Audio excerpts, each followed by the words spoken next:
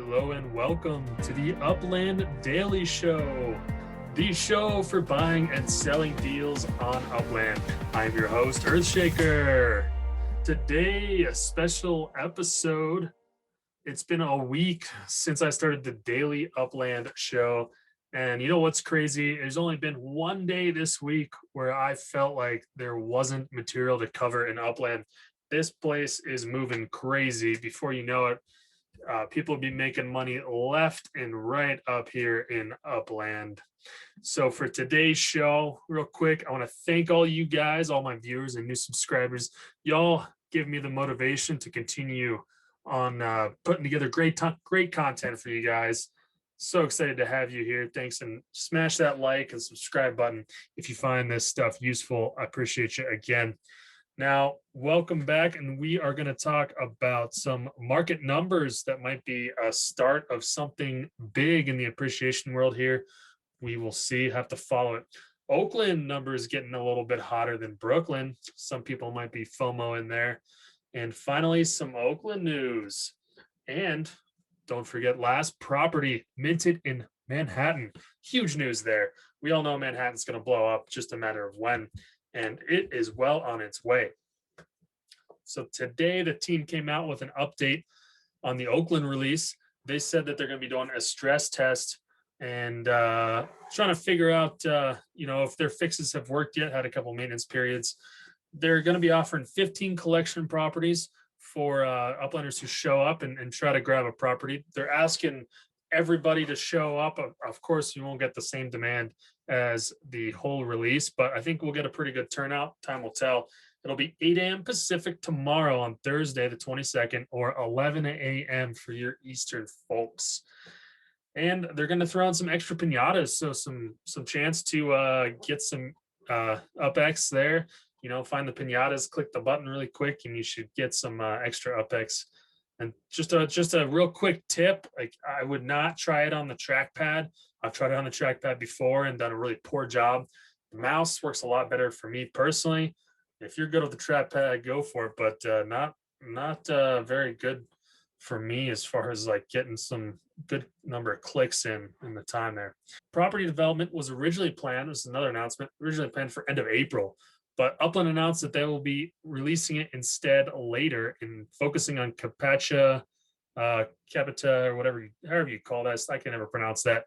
And the bottleneck issues, so security and bottleneck stuff for these launches and server issues. But Spark and property development should, they didn't say a date, but I don't know. Who knows? It's been pushed back a couple of times. Maybe we'll look at it in May, June. We'll just have to wait to find out, honestly. If you're looking to increase your UpX, though, you're gonna have to keep an eye on the secondary market. Moves might be happening. Looking at the stats here, unminted properties were pretty much down to just FSA 12,200, 12,100 of those are FSA. About 150 that are non-FSA in Brooklyn. Down 5,000 on the unminted properties in just a day. Things are getting eaten up quick. We're going to be at zero in no time. So they're going to have to release Brooklyn quick if there's going to be any sort of properties on the market, even FSA stuff. So let's see. San Fran, they might do a special release like they did before. Floors, San Fran and Fresno unchanged. I think I found out Fresno. We'll go over that after the stats here, why Fresno is so high. Oakland is up 20% since Monday. 130% is the floor. I think people are just FOMO in here. I don't know long run if this is going to stay like an elevated market because even San Fran isn't quite at these levels. So we'll see what happens after more properties go out. I'd be careful spending too much money in Oakland right now just because we don't know if that's going to last. I mean, I think Oakland's going to stay pretty strong, but we might see a dip in the floors here. If you could sell, like if you're a seller, I would sell right now. If you're a buyer, I wouldn't look at buying until things open back up and everything else sells. I imagine even when things are minted out in Oakland, I still think the floors are going to have to drop here because 130 is up there with Fresno, and Fresno doesn't have the market, or Oakland doesn't have the market dynamics of Fresno. And I'll show you what I mean here coming up in the stats. Brooklyn at 120%, that's up 10%. Now that everything is unminted in Brooklyn, we're gonna have to see how high it'll go. Will it keep rising or will it kind of level off? And just time will tell here. I think it's gonna start increasing, but we're gonna have to watch it. Brooklyn, 120% is edging up 10% since yesterday. So even Brooklyn's shown some appreciation. And now on to the largest transactions. So largest minted transaction was about 500,000. Not a lot to choose from, so no big surprise there that there's not a ton of minted UPX transactions going on.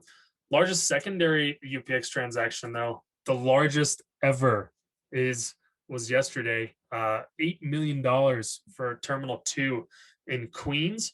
And hopefully there's no divorces attached to this one. I mean, we'll have to wait and see, but hopefully no papers were filed. But over $21 million in UPX transactions just yesterday. That's huge. That is absolutely huge, in my opinion.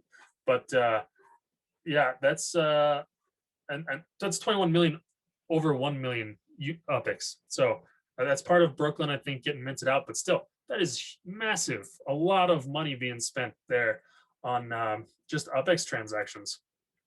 Largest secondary fiat transaction was 500 in Manhattan, but there's also a lot of other San Fran and Oakland areas. The $500 Manhattan one was like an 89% markup, so definitely a steal. I'm gonna take a look tomorrow at, like, pretty soon here, like, how do you fiat out? Like, what are the ranges where you can fiat out? If you're looking to fiat out, like, what properties do you want to buy? Do you want to buy the big massive properties, or do you want to get like small 28, 30 UPX properties to fiat out? And like, what areas are doing the most volume? Because who cares if you have like a $5,000 dollar high UP2 property, lots of area, but who cares if you have it, if you can't sell it, if you can't move it? So we'll take a look at those numbers tomorrow and see kind of where the best areas to sell your secondary fiat is if you're trying to fiat out. Finally, we're going to do the last property in Manhattan along with the user of the day. So last property in Manhattan was minted by Lash. That's he's UDU member, and he's got a cool story. We'll cut to it real quick. A quick excerpt of the story. Or Uplando, our user of the day yesterday, actually interviewed him right after it happened. So let's cut over to him. Was that so the Hell's Kitchens were the last ones? Yeah, the 3 last Hell's Kitchens ones. And I was kind of just sort of knocked them over one by one. And I didn't see them sort of floating around. So I just clicked in. I think what takes like 10 seconds between minting. So just holding my breath as hit that one, then second one, then third one. And the last one, it stalled. I'm like, I'm going to get like this has been taken or sort of locked by another user. But yeah, it just went through and I'm like, okay. Went back and did the search and just that one left, the ghost ones. And I'm like, no, fair enough. I think it's done. And UPX World confirms it on the live data as well. So yeah, pretty happy with that. I was in Hell's Kitchen and I was looking around and then I would just see them turn and then the next one turn and then the next one. It just kept going down the list. I was like, what? This is going fast. That's incredible. That was an amazing last purchase. People will remember that one. Thank you all for coming in and doing this. You were here when history was made. It's always cool here in the last property. Who knows? Maybe they'll do some awards for last property minted in cities. Like kind of like they do the Genesis properties, but I don't know. Who knows? Lastly, let's look at the floors here. So I'm pulling up UpX World, and the reason here is what I've started to look at is in this kind of common range of property size that a lot of people own, which is kind of between like 20 and 30 UP2, depending on where you are, like in the like what city you're at and kind of what you've bought. But the majority of stuff is owned kind of in the suburbs or smaller like business districts, and these are the kind of properties that a lot of people can afford and a lot of people are flipping and kind of moving more in the lower tiers like Uplander and Pro, and even director all the way up to executive are buying and selling these properties. So these are the type of properties I think will really tell us what's moving, what could you sell, and kind of where are the floors here. And because of FSA, I'll get into that, there's different markups. So like here in San Francisco, for example, everything around this area, the floor is around 12,000.